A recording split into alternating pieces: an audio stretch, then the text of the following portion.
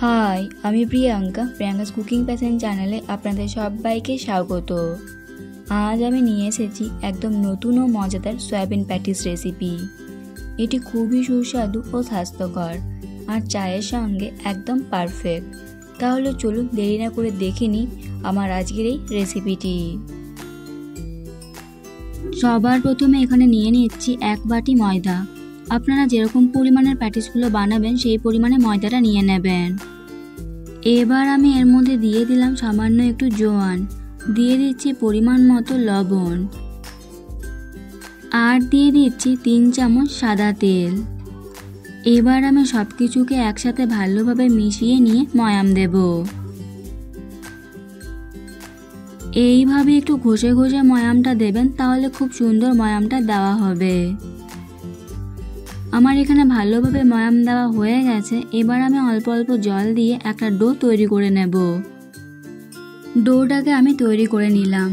এবার আমি এই ডোটাকে 15 মিনিটের জন্য রেস্টে রেখে দেব। এবার আমি প্যাটিসের পুরটাকে তৈরি করে নেব। তার জন্য এখানে একটা মিক্সির জার নিয়েছি। এবার আমি মিক্সির জারের মধ্যে সয়াবিনগুলোকে দিয়ে দিচ্ছি। আমি এখানে সয়াবিনগুলোকে 10 মিনিটের জন্য গরম জলের মধ্যে ভিজিয়ে রেখেছিলাম। এবার আমি সয়াবিনগুলোকে পেস্ট করে নেব।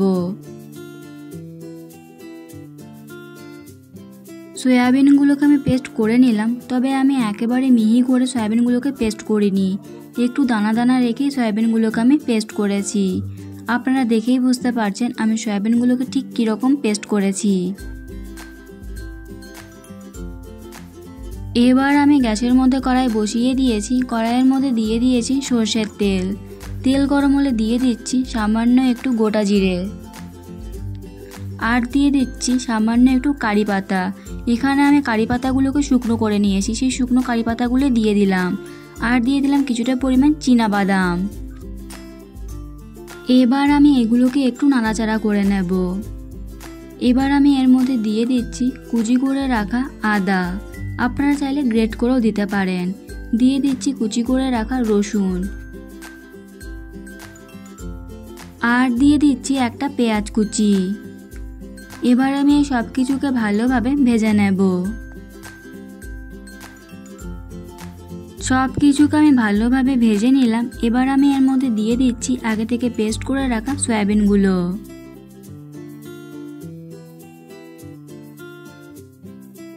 আবারও আমি সব কিছুকে একসাথে ভালোভাবে মিশিয়ে নেব। সব কিছুকে ভালোভাবে মিশিয়ে নিলাম। এবার আমি এর মধ্যে দিয়ে দিচ্ছি পরিমাণ মতো লবণ, দিয়ে দিচ্ছি সামান্য একটু শুকনো লঙ্কার গুঁড়ো, জিরে গুঁড়ো, আর দিয়ে দিচ্ছি সামান্য একটু ধনে গুঁড়ো, দিয়ে দিচ্ছি হলুদ গুঁড়ো। আবারও আমি সব কিছুকে একসাথে ভালোভাবে মিশিয়ে নেব, গ্যাসের ফ্লেমটাকে মিডিয়ামে রেখে। সব কিছুকে আমি ভালোভাবে মিশিয়ে নিয়ে একটু ভাজা ভাজা করে নিলাম। এবার আমি এর মধ্যে দিয়ে দিচ্ছি সামান্য একটু গরম মশলার গুঁড়ো, আর দিয়ে দিচ্ছি হাফ চামচ মতো চিনি। আপনারা চাইলে এখানে চিনিটা নাও দিতে পারেন। এবার আমি সব কিছুকে একসাথে ভালোভাবে মিশিয়ে নিয়ে এটাকে নামিয়ে নিয়ে ঠান্ডা করে নেব।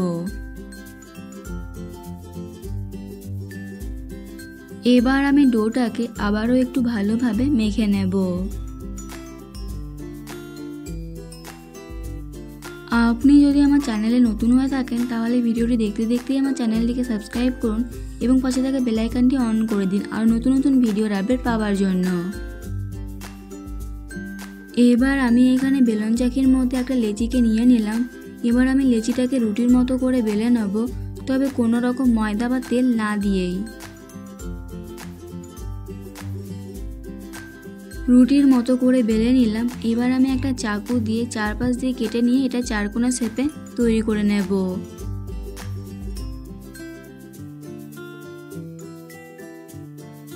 এই বাড়তি অংশগুলোকে আমি ফেলে দেব না, এই বাড়তি অংশগুলো দিয়েও আমি প্যাটিস বানিয়ে নেব। আবারও আমি এটাকে 2 ভাগে ভাগ করে নিচ্ছি।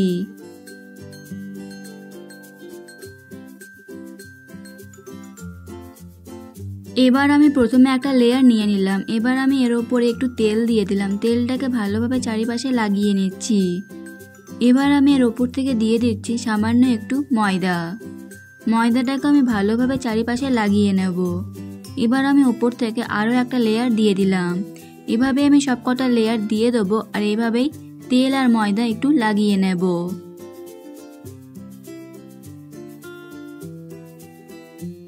আপনারা এখানে তেল আর ময়দাটাকে আলাদাভাবে না দিয়ে ময়দার সাথে তেলটাকে ভালোভাবে মিশিয়ে নিয়েও দিতে পারেন। সবগুলো লেয়ার আমি তৈরি করে নিলাম। এবার আমি এটাকে একটু বেলে নেব, তবে খুব হালকা হাতে এটাকে বেলে নিতে হবে।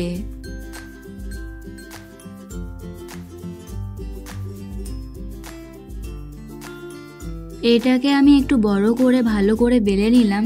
এবার আমি এর মধ্যে দিয়ে দেবো সয়াবিনের পুর।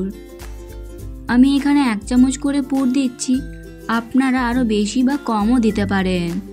এবার আমি এটা চারিপাশ দিয়ে একটু জল লাগিয়ে দিলাম যাতে ভাজবার সময় খুলে না যায়।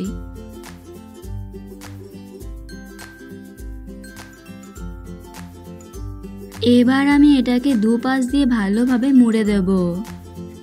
দুপাশটাকে কিন্তু এভাবেই ভালোভাবে চেপে চেপে একটু মুড়ে দিতে হবে, নয়তো তেলে ভাজবার সময় খুলে গিয়ে পুরটা বেরিয়ে যেতে পারে। আমি এভাবেই সবগুলো প্যাটিসকে তৈরি করে নেব। সবগুলো প্যাটিসকে আমি তৈরি করে নিলাম। এবার আমি এগুলোকে ভেজে নেব। তার জন্য তেল গরম হতে বসিয়ে দিয়েছি। এখানে কিন্তু আমি তেলটাকে খুব বেশি গরম করিনি।